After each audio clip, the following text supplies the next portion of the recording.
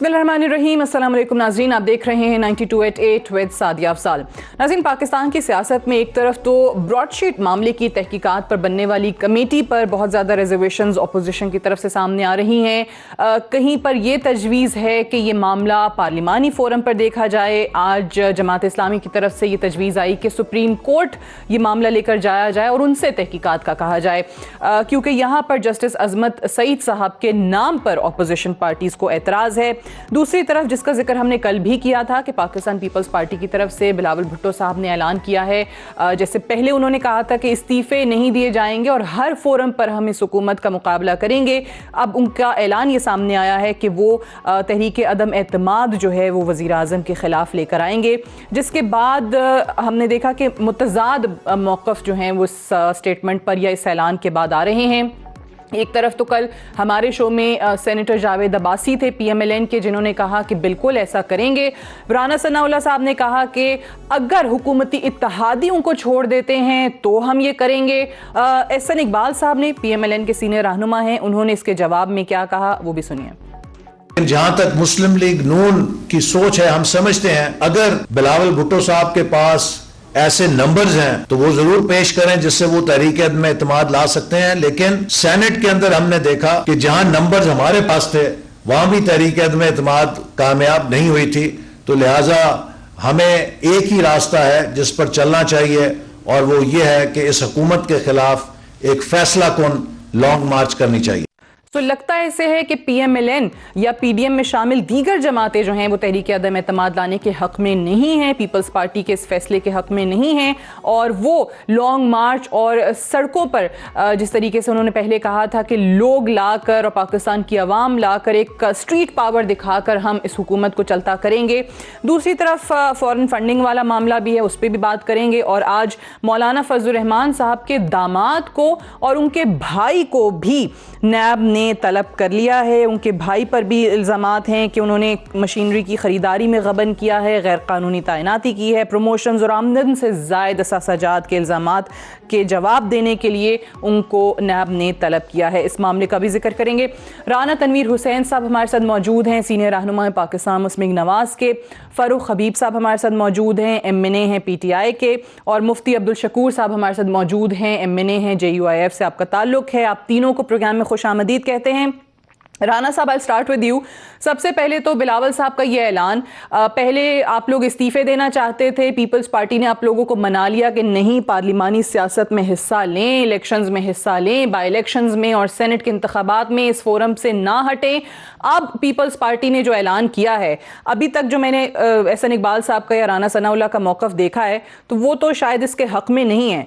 तो क्या इस पर कोई पार्टी फैसला करने जा रही है, कोई बाज़ाब्ता मीटिंग हो रही है? आपकी ज़ाती राय क्या है कि ये वोट ऑफ नो कॉन्फिडेंस आना चाहिए?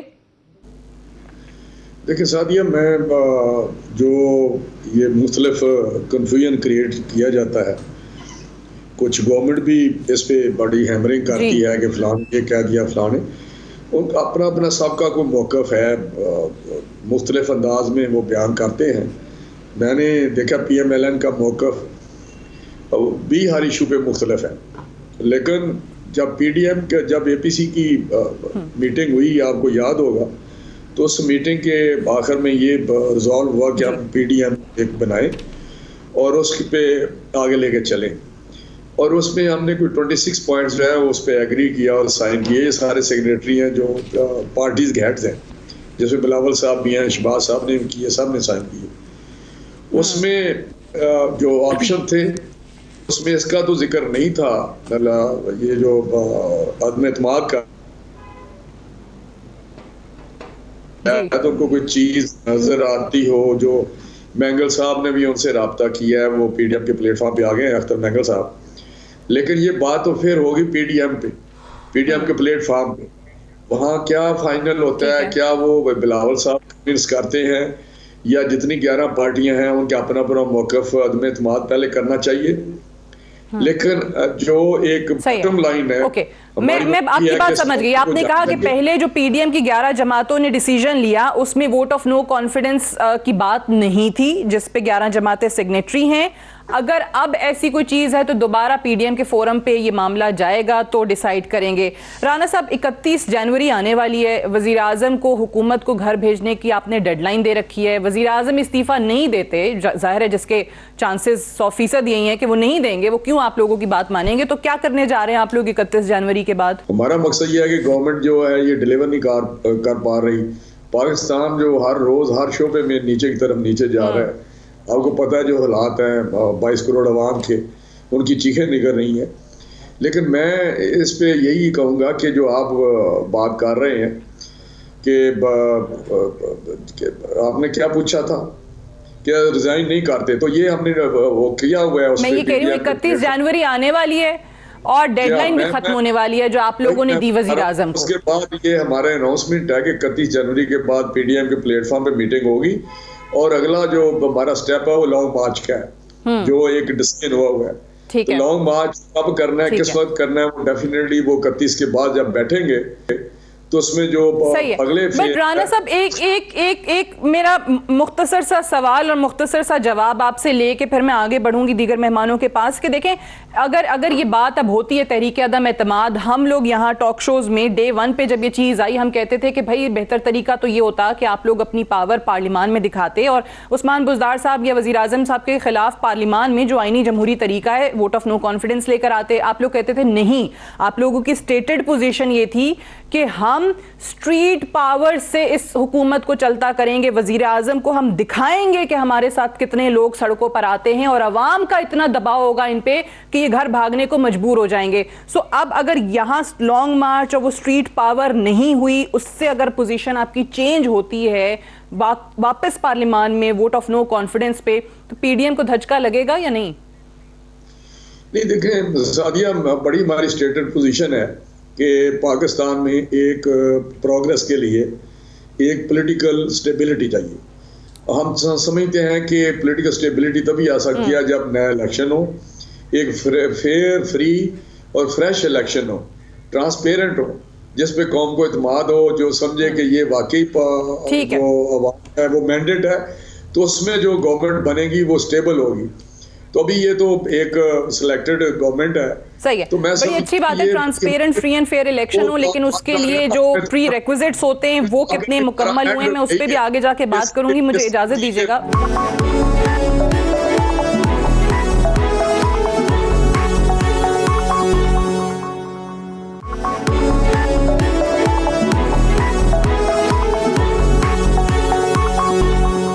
फारूक हबीब साहब, पहले तो जरा इसका जवाब दे दीजिए कि अभी तहरीक अदम एतमाद लाने का ऐलान किया है, दूसरी तरफ राना साहब कहते हैं, राना सनाउल्लाह के हुकूमत के इत्तेहादी अगर इधर उधर हो गए तो फिर ये इस बारे में हम सोच भी सकते हैं। एहसन इकबाल साहब कहते हैं भाई सेनेट में हमने देख लिया था कि क्या हुआ था, आप लोगों के नंबर पूरे हैं ना, अभी सेनेट इंतखाब आ रहा है, बड़ा टेस्ट होगा, लिटमस टेस्ट होगा आप लोगों के लिए।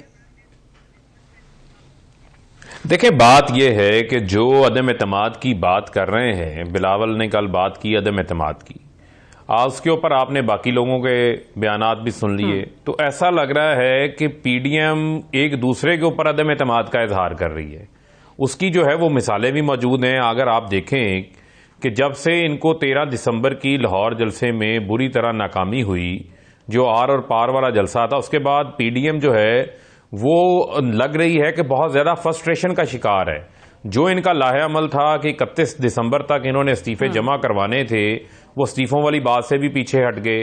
फिर ज़िमनी इंतखाबात लड़ने का ऐलान हो गया, फिर सेनेट के इंतखाबात लड़ने का ऐलान हो गया, आइंदा बल्दियाती इलेक्शन आ जाएंगे, वो भी ये लड़ने का ऐलान कर देंगे।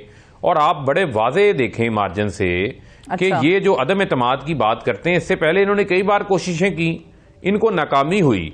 आप देखें कि फजल रहमान साहब गड़ी खुदाबख्श के जलसे में नहीं जाते, बिलावल जो है वो बन्नू नहीं जाते, जो मरियम साहिबा हैं वो जो है वो मालाकंड नहीं जाती, बिलावल इलेक्शन कमीशन के बाहर जो इनका जलसा था वहां नहीं जाते।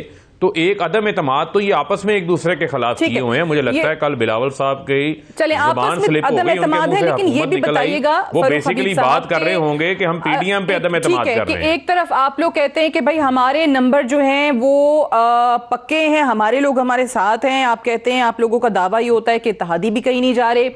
सेनेट इंतखाब जैसे मैंने कहा कि बहुत बड़ा टेस्ट होगा, लेकिन शायद आप लोग जो हैं कहीं आपके अपनी रैंक्स में थोड़ा कंफ्यूजन है जब वजीर दाखिला शेख रशीद ये कहते हैं कि पीटीआई को सेनेट में शायद एक आधी सीट ही ज्यादा मिलेगी, इससे ज्यादा तो हो नहीं सकता।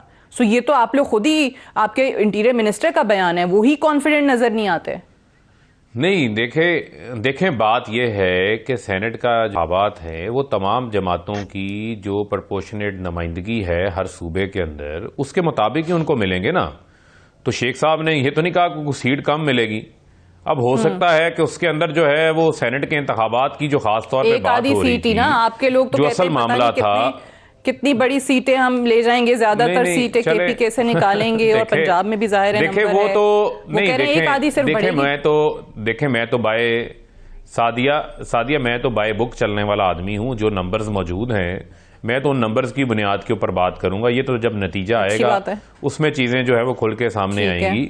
देखें बात यह है जो बुनियादी चीज है उसके ऊपर बात करनी चाहिए, वो है जो मिसाके जमहूरियत की शिक नंबर 23 थी जो पीएमएल पीपल्स पार्टी के दरमियान थी ओपन बैलेट के हवाले से, ये उससे खुद पीछे हट गए हैं। अगर ये इंतखाबात में शफाफियत ये चाहते हैं, ये कहते हैं हम उस पे मैं बात करती हूं, लेकिन पहले मुफ्ती अब्दुल शकूर साहब शुरू करें ना। मुफ्ती अब्दुल शकूर साहब पहले जो हम बात कर रहे हैं उस पे आपका मौकफ आ जाए, फिर नासिर हुसैन शाह साहब ने भी हमें ज्वाइन किया, पीपल्स पार्टी ने जो ऐलान किया उस पर उनका मौकफ भी जानेंगे जिस पर रिएक्शन आ रहा है। पहले तो मुफ्ती साहब, मौलाना साहब आपकी जमात क्या इस हक में है, इस चीज की हामी है कि पार्लियामान में तहरीक अदम एतमाद लानी चाहिए जो बिलावल साहब ने ऐलान किया है, पंजाब में भी, यहाँ स्पीकर साहब के खिलाफ भी और वजीर आजम के खिलाफ भी? बिस्मिल्लाहिर्रहमानिर्रहीम। सादिया शुक्रिया। मौलाना फजलुर रहमान पीडीएम का सरबराह है, डिक्टेटर और आमिर नहीं है, और ना सेलेक्टेड है, इलेक्टेड है। तमाम पीडीएम के जो सरबराहान है उन्होंने उनका इंतखाब गोया किया है, चुन लिया है उन्होंने। तो मौलाना फजल रहमान की राय इज्तिमाई राय होगी। मौलाना इसमें कोई शक नहीं, हर पार्टी आज़ाद भी है, हर पार्टी के अपना एक विजन राय भी हो सकती है, लेकिन जो फैसला हो जाए फिर वो सबका होगा।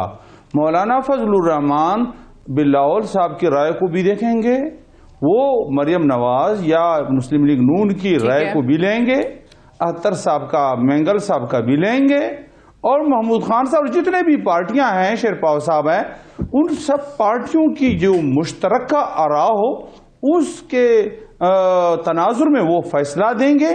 और फिर उनमें तमाम ऑप्शन शामिल है जिन ऑप्शन के जरिए इस नाकाम, नाआल, नाजायज सेलेक्टेड हुकूमत का खात्मा हो सके।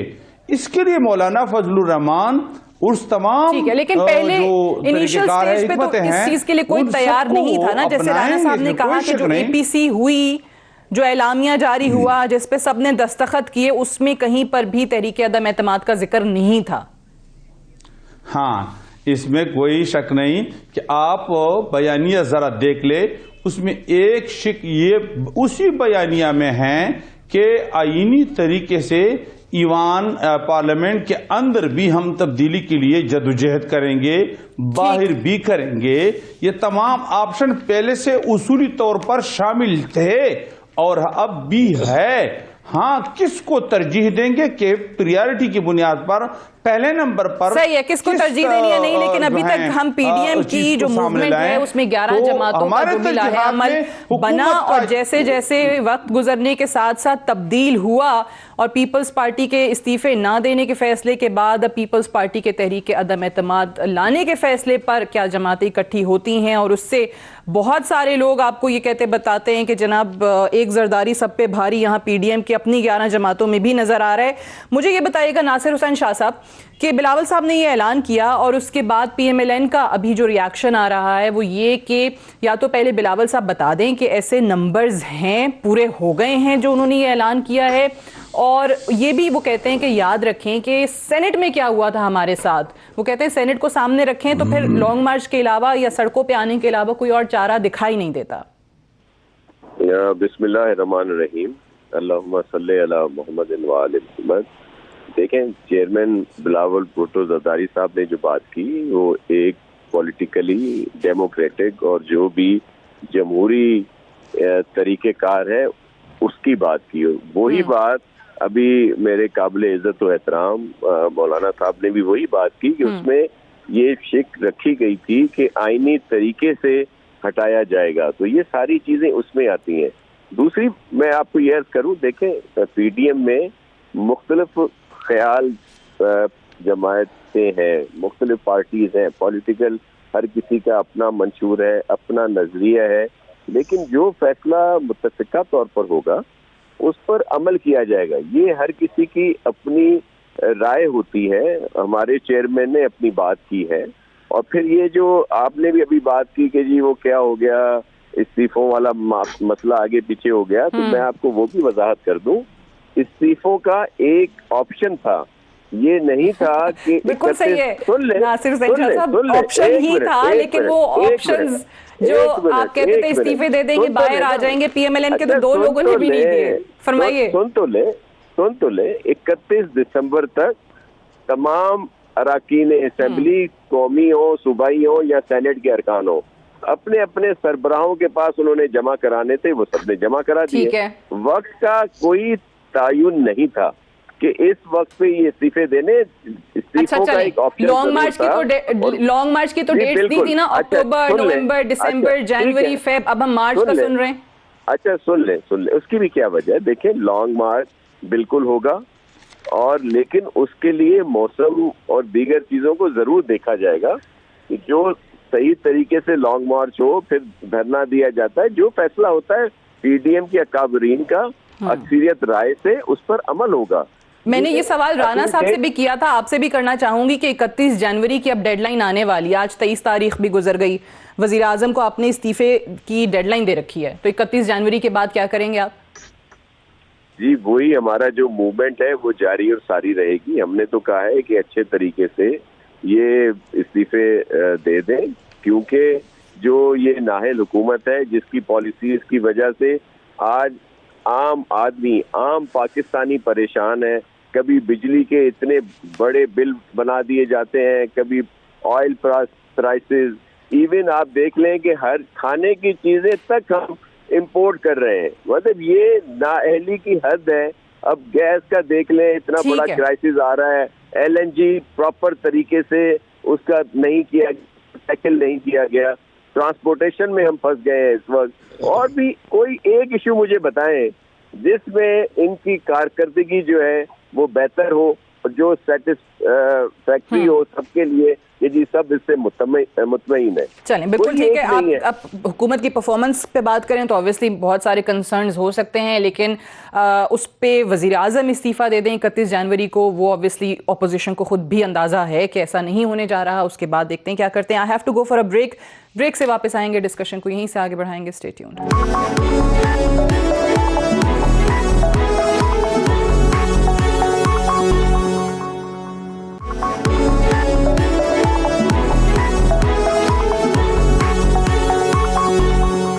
Welcome back. प्रोग्राम में एक बार फिर से खुश आमदीद। राना साहब, आपने जब पहले हम बात कर रहे थे, आपने जिक्र किया था free and fair transparent election के हदफ ये है, गोल ये है। ये आप भी जानते हैं, बड़े आपकी भी बड़ी तजर्बा है सियासत का, बड़े सालों का। ये लॉन्ग मार्चेस या फिर धरने ये हुकूमत पर दबाव तो डाल सकते हैं, लेकिन अभी भी हुकूमत को जो इनकी परफॉर्मेंस है उसके बावजूद, जिसके आप नाक़िद हैं, घर नहीं भेज सकते, या वज़ीर आज़म को आप डेडलाइंस दे के उनसे इस्तीफ़ा नहीं ले सकते। अल्टीमेटली बात जो है वो जानी इलेक्शंस पर ही है। वो अपनी मुद्दत पूरी करें, तब भी सवाल यही रहेगा कि वो फ्री एंड फेयर हैं या नहीं। सो ये जो असल मामला है, इस पर अभी तक हुआ क्या है? पार्लियामान में हुकूमत ने, अपोजिशन की जमातों ने किया क्या है कि कल को इस हुकूमत की मुद्दत पूरी होने के बाद जब इंतखाबात होते हैं तो यही शोर ना हो और फिर यही स्ट्रीट पावर दिखाने की बातें ना करें हारने वाली जमातें? देखिए, मैं एक बात आपको सादिया बताऊं कि अगर आपका एटीट्यूड डेमोक्रेटिक नहीं है, पार्लियामेंट्री जो नॉर्म्स हैं वो नहीं है, आप बेहिस हैं ट्रंप की तरह, वो ट्रंप प्रेसिडेंट जो यूएस का था, तो फिर आप लॉन्ग मार्च करें, धरने दें, तो मैं समझता हूँ कि उससे इस्तीफ़ा अगर नहीं होगा तो पाकिस्तान का तो नुकसान होगा। और मैं समझता हूँ कि ये जो दुनिया में जितने भी ये सिस्टम है, डेमोक्रेटिक पार्लियामेंट्री सिस्टम है, वहाँ पे जब अवाम में बेचैनी पाई जाती है तो इसीलिए वहाँ पे है कि early election snap polls announce कर सकता है प्राइम मिनिस्टर नब्ज देख के लोगों की। लेकिन अगर बट सर जब आपकी हुकूमत थी, ये लोग आए थे, धरना दिया था 126 दिन, तो वो चीज गलत कहते थे ना आप, तो आज आके इसी वजीर आजम को कहना रिजाइन कर दो, वो कैसे सही हो गया? नहीं, मैं बताऊं, एक तो हमारी परफॉर्मेंस का मसला नहीं था। अवाम को ये धांधली की बात करते थे कि 4 हल्के खोल दें। वो 4 हल्कों का जब कि बिस्कई ट्रिब्यूनल में फैसला आया, साद रफीक का फैसला आया या सादिक साहब का फैसला आया, तो दोबारा इलेक्शन हुए तो वो दोबारा रिजल्ट आपने देख लिया। लेकिन उससे हटके मैं बात करता हूँ कि हमारी परफॉर्मेंस ऐसी नहीं थी। उस वक्त पाकिस्तान प्रोग्रेस कर रहा था, लोग मुतमिन थे और आगे हम बढ़ रहे थे। तो आज पार्लियामेंट की आधी जो नुमाइंदगी है, जिन्होंने करोड़ों वोट मिले हैं पीडीएम को, जो जॉइंट अपोजिशन है, वो पार्लियामेंट में भी वावेला कर रही है और पार्लियामेंट को इन्होंने डिसफंक्शनल किया हुआ है। ऑर्डिनेंस की फैक्ट्री बनाई हुई है, गवर्नमेंट ऑर्डिनेंस निकाले जा रही है। बाहर अवाम जो है, जिस तरह नासिर शाह साहब ने कहा, वो सारे पाकिस्तान के अवाम जो है उनकी जिंदगी इतनी मुश्किल हुई है। और अगर महंगाई पिछले ज़माने में होती भी थी, उसके साथ आपको पता है तनख्वाहें भी उस रेशो से बढ़ती थी। आपको याद होगा कि इन्फ्लेशन वो करके वो हम जितने भी थे क्लास 4 से लेके ऊपर तक के सबकी तनख्वाहें बढ़ती थी। तो मैं उसको वो बैलेंस करते रहते थे गवर्नमेंट जो भी। तो मैं समझता हूँ ये जो गवर्नमेंट है, अगर ये डटे रहे तो अशर वही होगा जो दूसरे मुल्कों में इस तरह के एटीट्यूड से होता है। इनको जाना पड़ेगा, सोनर दी बेटर। मैं आपको बता रहा हूँ, ये मत सोचे कि 5 साल पूरे हो जाएंगे फेयर एंड फ्री इलेक्शन ही होगा। बाकी वो हमारा रोड मैप है। ठीक है, अगर इलेक्शन अच्छा परफॉर्मेंस अगर बेहतर होती, बैठ के कोई ऐसा बिल्कुल सही है फारूक हबीब साहब, पहले तो ये इलेक्शन इंश्योर किया जाए। एग्जैक्टली वही मैं ये सवाल था कि तरीकाकार ऐसा होना चाहिए था जिस पर बार बार हम ये जो रिगिंग का शोर सुनते हैं और हारने वाली जमातें सड़कों पर होती हैं, और फिर अगर कल को ये PMLN आपकी जमात राना साहब आ भी जाती है तो PTI, ये आपको भी पता है कि आप लोगों को नहीं रहने देगी हुकूमत में। फिर जो हारेगी जमात वो सड़कों पर ऐसे ही होगी और कोई भी हुकूमत नहीं चल सकेगी। लेकिन फारूक हबीब साहब इस चीज का जवाब जरूर दीजिएगा जो उन्होंने परफॉर्मेंस के हवाले से बात की है कि अगर वाकई परफॉर्मेंस इस हुकूमत की ठीक होती तो जितना मर्जी ये लोग सड़कों पर लेकर आ जाते, आपकी हुकूमत को खतरा नहीं होता।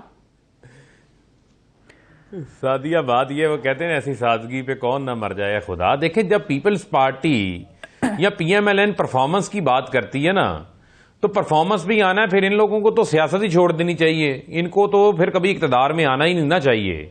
अपनी परफॉर्मेंस को उठा के देख लें। मैं आपके सामने चंद फिगर्स जो हैं वो इकॉनमी की आपके सामने रखे देता हूं। रिकॉर्ड जो है वो कर्ज लिए पीपल्स पार्टी ने, मुस्लिम लीग नून ने।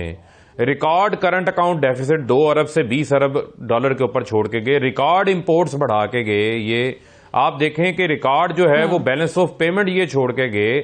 आप देखें कि सिर्फ $10 बिलियन जो है वो फॉरेन रिजर्व्स के अंदर इसहाक डार साहब जो है वो छोड़ के गए। मुल्क जो है वो बैंक डिफॉल्ट के ऊपर खड़ा था। आपको सिर्फ एक मिसाल दूंगा इनकी परफॉर्मेंस की, इनकी अहलियत की। 2013 में पाकिस्तान की एक्सपोर्ट्स $22 अरब थी, बांग्लादेश की $23 अरब थी। 2018 में 5 साल बाद बांग्लादेश $40 अरब पे पहुंच गया और हमारी एक्सपोर्ट्स $20 अरब पे आ गई, कम हो गई। फॉरेन डायरेक्ट इन्वेस्टमेंट कोई नहीं, एग्रीकल्चर ग्रोथ कोई नहीं। आज की परफॉर्मेंस की फिगर्स मैं आपके सामने रख देता हूं। आज जो है वो हमारी एक्सपोर्ट्स कोरोना के बावजूद भारत में नीचे आ रही हैं, बांग्लादेश में नीचे आ रही हैं। पाकिस्तान की एक्सपोर्ट्स में एक माह के अंदर जो है वो रिकॉर्ड 14% का जो है वो इजाफा हुआ और मुसलसल 5% की पिछले 6 माह के अंदर जो है वो ग्रोथ है। टैक्स कलेक्शन 100 अरब पिछले साल से ज्यादा हमने किया, $22 अरब रुपए हम जमा कर चुके हैं। इसी तरीके से रेमिटेंसेस जो हैं वो हमारी $14 अरब की हो चुकी हैं। वो रिकॉर्ड हर साल हर महीने 2 अरब से ज्यादा बढ़ती जा रही हैं। लार्ज स्केल मैन्युफैक्चरिंग में इजाफा होता जा रहा है। स्टैटिस्टिक्स बड़े अच्छे लगते हैं सुनने में, लेकिन ऑब्वियसली आवाम को स्टैटिस्टिक्स की समझ नहीं आती। वो तो देखते हैं कि भाई हमारे लिए जो हमारे इस्तेमाल की अशियाओं की कीमतें कम है कि ज्यादा है, महंगाई से जांचते हैं। मुझे फरमाइए। नहीं, एक मिनट, महंगाई वाला पहलू है सादिया, एक अलग चीज है, उस पर भी आ जाते हैं। मुझे जरा एक्सप्लेन कर लेने देना। ये बात स्वीपिंग स्टेटमेंट्स नहीं देना होती, बात होती है फैक्ट्स एंड फिगर्स के साथ। इकोनॉमी का पहिया हमने चला दिया। फैसलाबाद में जहां बैठा हूं ये टेक्सटाइल का कब्रिस्तान बना हुआ था, आज 100% कैपेसिटी पे चल रही है। यहां पर लोगों को लेबर नहीं मिल रही। झांग से, लिया से, मुजफ्फरगढ़ से, बाकी जगहों से लोग यहाँ पर आकर जो है वो नौकरी कर रहे हैं, उनको ऑन जॉब जो है वो ट्रेनिंग दे रहे हैं। ये सूरत हाल है। ऐसी पिक्चर खुदारा ना पेश करें। इनको पाकिस्तान की 22 करोड़ अवाम की फिक्र नहीं है, इनको अपनी 22 इंक्वायरियों की फिक्र है, इनको फिक्र है 22 खानदानों की। जब ये पाकिस्तान की बात करते हैं तो उसका मतलब ये है कि हमारे सही है। केसेस आज ही बिल्कुल ठीक है, बड़ी अच्छी बात है कि मैं पहले इसका जवाब नासिर हुसैन शाह साहब जो बातें कर, ठीक है, एम ही आप कहते रहते हैं नासिर हुसैन शाह साहब कि भाई ये नहीं है वो नहीं है, इतनी अच्छी उन्होंने आपको परफॉर्मेंस बताई है। आप लोग कहते हैं वजीर आजम और ये हुकूमत इस्तीफा दे, घर चली जाए। उन्होंने आपको बल्कि सिंध की परफॉर्मेंस भी याद कराई है। देखिए, मैं आपको अर्ज करूं कि चले सिंध और दूसरी जगहों का एक और मुवाजना ले लेते हैं। ये हमेशा दवाइयाँ सिंध में नहीं मिलती, जो इस वक्त भी जो अगर दवाइयाँ कहीं पे मिल रही हैं लोगों को हॉस्पिटल्स में, गवर्नमेंट हॉस्पिटल में, सिर्फ सिंध, जहाँ पे पंजाब की भी मिलती थी, दीगर सूबों में भी मिलती थी, वो आगे बंद की है। मैं असल में उसमें ट्रैवल कर रहा हूँ, इसलिए आवाज थोड़ी आगे पीछे हो रही है। मैं ये कह रहा था कि इनका अगर ये मवाजना कर रहे हैं तो सिर्फ इसमें आ जाए कि जो सरकारी हॉस्पिटल है सिंध में, तो हमें तनकीद करते थे, वहाँ पे चले जैसी भी दवाइयाँ मिल रही थी, अब भी वहाँ पे दवाइयाँ मिल रही हैं।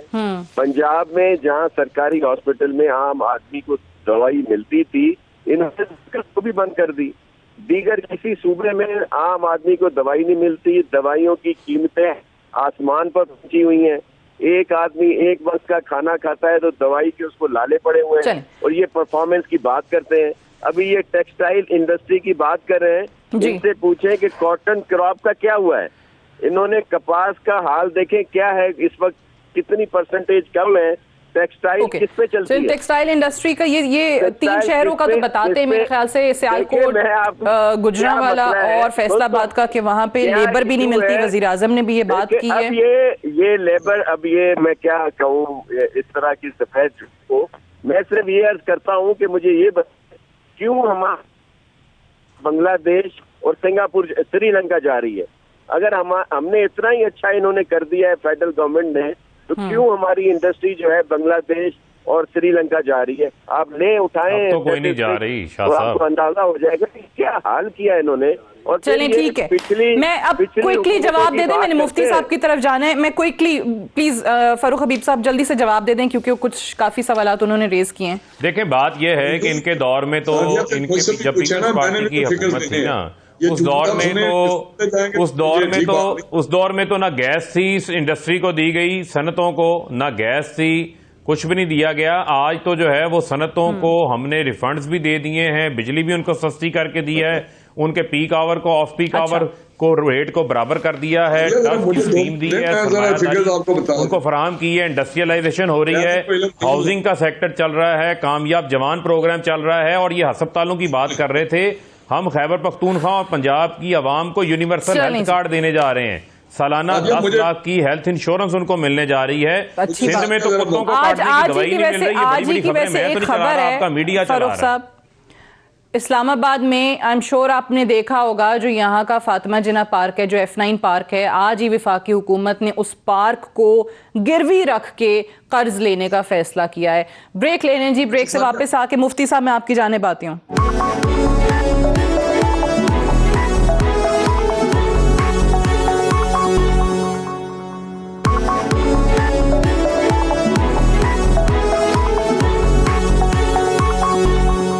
वेलकम बैक प्रोग्राम में एक बार फिर से खुशामदीद। मुफ्ती साहब, सबसे पहले तो ये जो नैब के हवाले से मामलात चल रहे हैं मौलाना साहब के, अब उनके दामाद को भी और उनके भाई को भी नैब ने तलब कर लिया है, और अब जबकि चेयरमैन नैब भी बाकायदा अंदाज में ये ऐलान कर चुके हैं कि किसी के साथ भी कोई नरमी नहीं बरती जाएगी और ब्लैकमेलिंग में नहीं आएंगे, सबको सजा देंगे। तो आपको लग रहा है कि इस बार ये मौलाना साहब के लिए और उनकी फैमिली के लिए, जिन जिन के नाम सामने आ रहे हैं, ये सूरत हाल काफी संगीन नौयत इख्तियार करती जा रही है? सादिया, अब पता चला कि पीडीएम की पोजीशन क्या है। फारूक हबीब साहब ने जो कुछ कहा कि वो खुद अब एक दूसरे पर अदम एतमाद और परेशानी और कसमपुरसी के शिकार है। पीडीएम का अंदाजा इससे लगता है कि कभी वो नैब इस्तेमाल करते हैं, कभी एक इदारा, कभी दूसरा इदारा इस्तेमाल करते हैं। अच्छा। और वो अपने वो झूठो परफॉर्मेंस जो बाबू ने उनको के लिए तैयार किया हुआ है, जो बजट वो IMF ने जो भेजे हैं और झूठ पर मबनी उन्होंने आदातुशुमार हाथ में थमा दिया है। बंगाल में ये हुआ, हिंदुस्तान में ये हुआ और पाकिस्तान में ये हुआ। बंगाल का तैयारा किसी ने अब तक तो घेरे में नहीं लिया। मुझे तो अफसोस से कहना पड़ता है, यहाँ ये जो मिसालें देते हैं हैरत है। यहाँ परफॉर्मेंस अगर पूछनी है तो आप पेशावर में खैबर बाजार में आ जाएं, आप आवाम से पूछे कि क्या दिन में आपको 2 वक्त या 3 वक्त रोटी भी मिलती है, इसके बारे में पूछना चाहिए। ये नेप एक हरबा है। मौलाना फजलुर रहमान अल्हम्दुलिल्लाह पाक शफाफ है, कितने वो मौलाना फजलुर रहमान के खिलाफ बातें करते थे। अच्छा, हमारे पास एक सेकंड मुफ्ती साहब, एक चीज का मैं जवाब जरूर चाहूंगी। हाफिज हुसैन अहमद साहब उन्होंने कुछ बातें की मौलाना साहब के हवाले से, फिर आपने उनको पार्टी से निकाल दिया। उन्होंने उसमें कहा है कि ये चीजें हमें पता थी मौलाना साहब के हवाले से, और ये 90 की दहाई में एक मीटिंग में ये जिक्र भी हुआ था। फिर मौलाना साहब उस पर काफी खफा भी हुए थे, उन्होंने फिर ये माफी भी मांगी थी, माजरत भी की थी। तो ये जो सारे मामलात नैब में उनके आ रहे हैं, ये तो तब के चल रहे हैं। जी याद रखो, मौलाना फजल रहमान ने हमेशा जमहूरियत का साथ दिया है और उन्होंने मुशर्रफ के खिलाफ यह फैसला किया था कि आपने उर्दू निकालनी है। उर्दू उनसे निकालने के लिए उन्होंने उनका जो मुआहदा आया है उनको जरा देखें। और इसलिए जियाउर रहमान जैसे एक वो ऑफिसर जो दियानत पर भी मशहूर है, जो परफॉर्मेंस के हवाले से भी मशहूर है, और गुलाम अली जी साहब का जो बेटा मौलाना साहब का जो दामाद है, पहले उन्होंने उसके बाप से मुतालबा किया था कि मौलाना फजल रहमान के खिलाफ वादा माफ गवाह बनो। अब ये तमाम जो उन्होंने पकड़े हैं, मैं राना साहब एक चीज से नहीं तो मौलाना साहब के हवाले से उन्होंने वजाहत कर दी है, लेकिन ये भी देखें कि अब सारे ही इदारों पर सवालिया निशान पर उतरते हैं जहां पर भी केसेस होते हैं। नैब में किसी का केस हो तो वो नैब को तनकीद का निशाना बनाते हैं। इलेक्शन कमीशन के बाहर आप लोगों ने कहा कि जी फॉरेन फंडिंग का केस नहीं सुनते हैं। फरूख हबीब साहब उनकी जमात की राय फॉरेन फंडिंग के हवाले से डिफरेंट है आप लोगों के और पीपल्स पार्टी के मामले को लेकर। तो कोई भी इदारा रह नहीं गया बाकी, फिर जो जिसको पूछेगा वहां एहतजाज होगा। वो इदारे तो तबाह किए इस हुकूमत ने, यहाँ तो इदारे पर फरोख्त है सादिया, यहाँ तो इदारे पर राना साहब। अच्छा चलिए मुफ्ती साहब, मैं राना साहब की बात सुन। जी फरमाइए राना साहब। सबसे पहले तो मैं फरूख हबीब साहब का जवाब देना चाहता हूँ कि यार ये गलत फिगर्स दुनिया को पता है। आप टीवी पे अगर आपके ये किस्म की फिगर्स देंगे तो आपके स्वाए झूठ के या हंसे के और कोई बात नहीं होगी। मैं आपको मुझसे से फिगर्स बताना चाहता हूँ। जब 2013 में हमारी गवर्नमेंट आई है तो रिजर्व शायद 2-3 बिलियन थे। तो उसके बाद जो बिजली थी 18 घंटे की लोड शेडिंग थी, इंडस्ट्री बंद थी। उसके बाद एक्सपोर्ट की बात करें, आप जीडीपी की बात करें, जीडीपी शायद 2% थी। तो स्टॉक एक्सचेंज जो 12,000 पे था हमने, और जो था रेवेन्यू वो 17,000 था। अब मुझे ये बताएं कि ये जो फिगर बता रहे हैं, जीडीपी हमने इनको दी 5.8 पे। जीडीपी जो इस वक्त माइनस में है, शायद अगले कहते हैं कि माइनस के 1 पे आ जाएगी या 0 पे आ जाएगी। इसका रिजर्व जो है हमने इनको 23 अरब पे जाके नीचे हम आए 18 पे। इनको हमने 18 पास ऑन किया हुआ है। केयर टेकर में क्या हुआ, इनके बाद क्या हुआ है ये जाने और इनका काम जाने। जो अभी इन्होंने कर्जों की बात की, सारी दुनिया कह रही है कि इन्होंने 2.5 साल में इतने कर्जे लिए हैं जो पिछले 5 साल में या किसी से पे उन्होंने ज्यादा लिए हैं। ये डिवैल्यूएशन करके। तो मैं कोई बिजली जो है हमने सरप्लस यहाँ की, और इंडस्ट्री इनकी फैसलाबाद या कोई गैस भी दी, गैस की वजह से बंद थी। खुदा के लिए लोगों को झूठ बोलते हैं। ये तो आम अखबारात में रोजाना आते हैं फिगर्स। इस आप कहते हैं फिगर्स गलत बता रहे हैं, स्टैटिस्टिक्स गलत हैं। यहाँ चीख रही है, बाकी रही नैब के आप कहते हैं कि जी इस पे सारे इदारे सवालिया निशान हैं। जब आप इस किस्म के काम करेंगे, नैब अगर क्रॉस द बोर्ड अकाउंटेबिलिटी नहीं करेगा, सिर्फ अपोजिशन टारगेट होगी तो क्वेश्चन तो उठेंगे। जब आप इलेक्शन कमीशन 7 साल नहीं करेगा फैसला फंडिंग का तो क्वेश्चन तो उठेंगे। आप मुझे बताएं, वो कहते हैं प्राइम मिनिस्टर कि इनको वो हमारा दुश्मन था चीफ इलेक्शन कमिश्नर। मुझे बड़ा अफसोस हुआ है कि ठीक है। वो अच्छा, इलेक्शन कराने जो 2018 के इलेक्शन मेरी बात मेरे पास क्योंकि टाइम भी थोड़ा है, मैं गॉट योर पॉइंट राना साहब।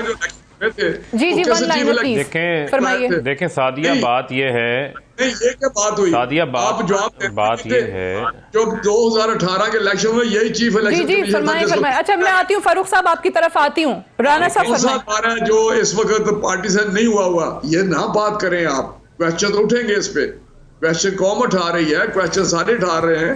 तो ठीक जब है। तक ये अपनी डायरेक्शन सीधी नहीं होगी इदारों की या इनकी, उस वक्त तक आपको नहीं पता ये जो जजेस ने फैसला पनामा का किया था, जेआईटी बनी, सारा कुछ हुआ, पनामा से फिर ओके फारूक साहब जवाब दे दीजिए। आपने मुफ्ती साहब की भी बात सुनी, वो कहते हैं कि जनाब ये मौलाना साहब के हवाले से भी जो चीजें हैं ये आप लोगों को अब नजर आ रही हैं, ना आपको अब नजर आ रहा है। देखें बात ये है, देखें बात ये है कि जब भी किसी ये हवाला दे रहे थे कि जी मिड टर्म इलेक्शन होते हैं जी बाकी मुल्कों के अंदर, जब ये उन मुल्कों का हवाला देते हैं तो उन मुल्कों के अकाउंटेबिलिटीज लॉग्स को भी याद रखें, उन मुल्कों के लीडरशिप की इंटेग्रिटी को भी याद रखें। वहां पर किसी में हिम्मत नहीं होती कि नैब के इदारे में पेश होने जाए तो पथराव करके आ जाए, या अदालत में जाए तो अदालतों के ऊपर हमले करके आ जाए, या वहां के जजेस साहिबान को ये कहा जाए कि आपकी और आपके बच्चों के लिए जमीन तंग कर देंगे। इस किस्म की वहां पर धौंस और धमकियां नहीं चलती। बात यह है कि अगर एक इदारा बुला रहा है तो आप जाएं। अगर आपने चोरी नहीं की तो तलाशी देने में हर्ज के आप बता दें डीआई खान की प्रॉपर्टियां कहां से आई हैं, चक शहजाद की प्रॉपर्टियां कहां से आई हैं, साबित हो जाएगा को अल्हम्दुलिल्लाह आपको टेक्सटाइल में लगी होगी ना जहाँ से आपको सालाना प्रॉफिट आते होंगे। दूसरी बात ये है, दूसरी बात ये, एक मिनट सुन लेना राणा साहब। चलें, बहुत बहुत शुक्रिया। अनफॉर्चुनेटली टाइम खत्म हो गया है। फारूक हबीब साहब, राना तनवीर हुसैन साहब, मुफ्ती अब्दुल शकूर साहब, बहुत शुक्रिया प्रोग्राम में ज्वाइन करने के लिए। That's all for tonight. I will see you tomorrow इंशाल्लाह। इजाजत दीजिए, खुदा हाफिज।